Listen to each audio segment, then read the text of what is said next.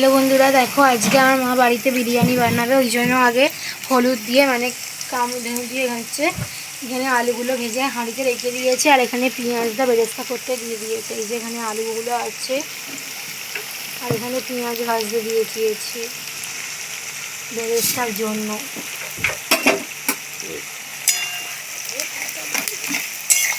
এখানে পেঁয়াজটা ভাজা হচ্ছে। এ দেখো, আর এখানে হচ্ছে মাংসটাকে ম্যারিনেট করে রাখা হয়েছে। চিকেনটা 2-3 ঘন্টা তোমরা ম্যারিনেট করে রাখবে।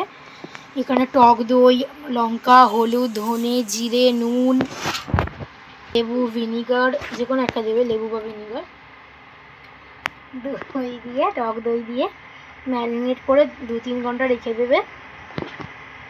আর এখানে পেঁয়াজ টমেটো কেটে রেখেছে মাংসর জন্য। এই যে ম্যারিনেশনটা, এটা যতক্ষণ বেশি করে দেবো তত ভালো। আর এদিকে চাল বসিয়ে দিয়েছে। চালে কী কী দিয়েছে না, এলাচ আর হচ্ছে তোমার তেজপাতা দিয়ে নুন তেল তেজপাতা দিয়ে গরম জলের মধ্যে বসিয়ে দেওয়া হচ্ছে। মানে চালটাকে এরকম মতো দিয়েছে। গোটা গরম মশলা মানে যেগুলো থাকে ওরম দেবে আর কি, ওইগুলো দিয়ে ভাতটা বসিয়ে দেওয়া হয়েছে। চলছে, বেরেস্তাটা হয়ে গেলে চিকেনটা রেডি হবে। দেখো এখানে এবার হচ্ছে বেরেস্তাটা ভাজা হয়ে গেছে। এবার মা তুলে নিচ্ছে বেরেস্তাগুলোকে তেল দিয়ে।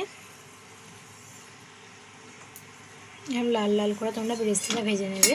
পেঁয়াজটাকে এরকম দেখো তুলে রেখে দিয়েছে থালাতে। এই দেখো যে কি সুন্দর ঝাঁঝাঝা হয়ে গেছে। এবার তেল বসিয়ে দিয়েছে আবার এখানে জোর দিয়ে। তেলের মধ্যে দিয়ে দিচ্ছে পেঁয়াজ আর টমেটো। হালকা ভাজা ভাজা হয়ে এলে তারপর এর মধ্যে ম্যারিনেট করা যে মাংসটা প্রথমে দেখালাম, সেই ম্যারিনেট করা মাংসটা দিয়ে মাংসটা করে নিতে হবে। তারপর যে এখন যে বিরিয়ানি হয় তো সেরকমই হবে। তো দেখতে রাখো, আর এখানে ভাজা ভাজা হয়েই এসছে।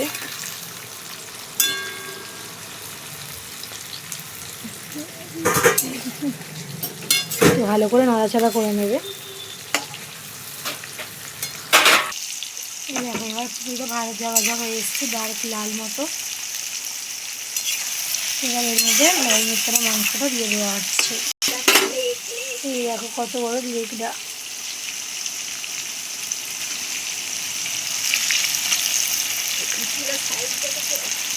পিসগুলো দেখো সাইজগুলো কতটা বড় বড়।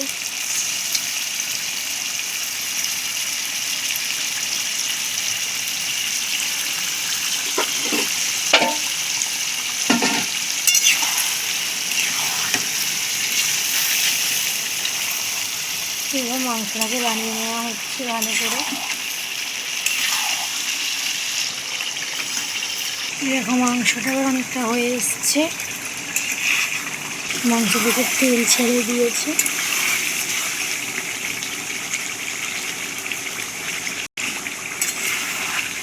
আর একটু হবে। এদিকে ভাতটাও মানে হয়েই এসছে, এবার নামিয়ে নেওয়া হবে ভাতটাও।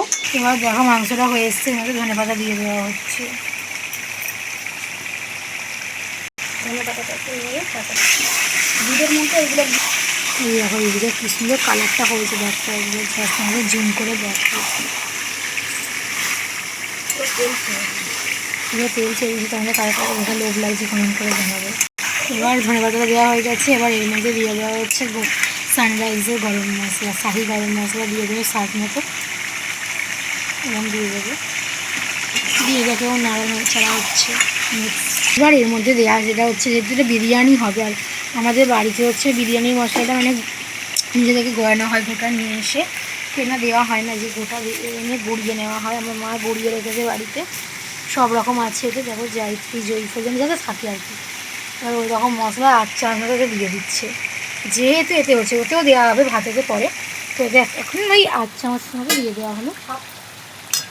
তোমরা ওরকম 1/2 চামচ পরিমাণ দিয়ে দেবে, দিয়ে ভালো করে মাংস।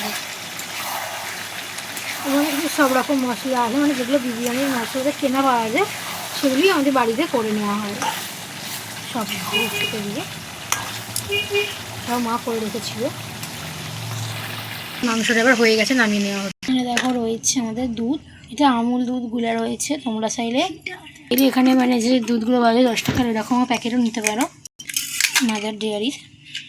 এবার এই দুধটার মধ্যে রেডি করা হচ্ছে সব রকম। এগুলো প্রথমে আলুগুলো সাজিয়ে নেওয়া হয়ে গেছে, দেখো এই যে।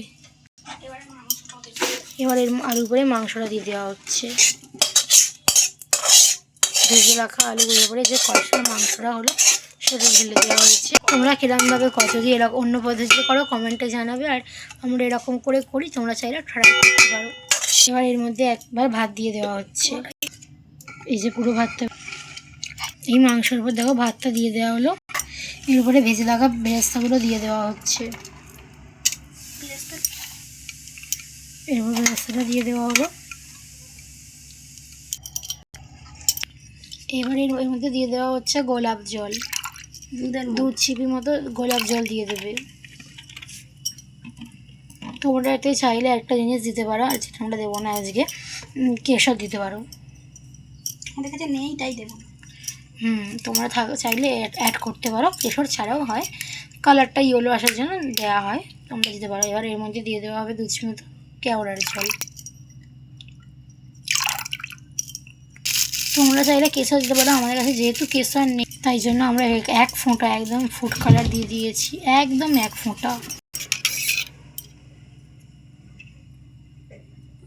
এবার এর মধ্যে দিয়ে যাচ্ছে মিঠা আতর, এখান থেকে একটুখানি তোমরা ফাঁকা করে নেবে।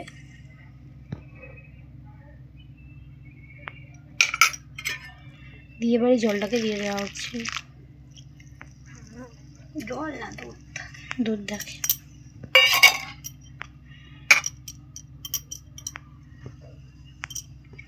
এর উপর দিয়ে আবার বাকি মিঠা আতরটা যেটা রয়েছিল সেটাও দিয়ে দেওয়া হলো। এবার এর মধ্যে দিয়ে দেওয়া হচ্ছে ঘি, সুরভি ঘি।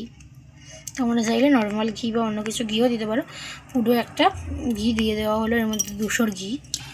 তো পুরো ঘিটা ঢেলে দেওয়া হয়েছে এর মধ্যে, কারণ এর মধ্যে ঘিটাতেই দিয়ে দমে দিয়ে দিলেই হয়ে যাবে। তো এই ডেস্কির উপরে আমাদের হাঁড়িটা দিয়ে দমে বসিয়ে দেওয়া হয়েছে।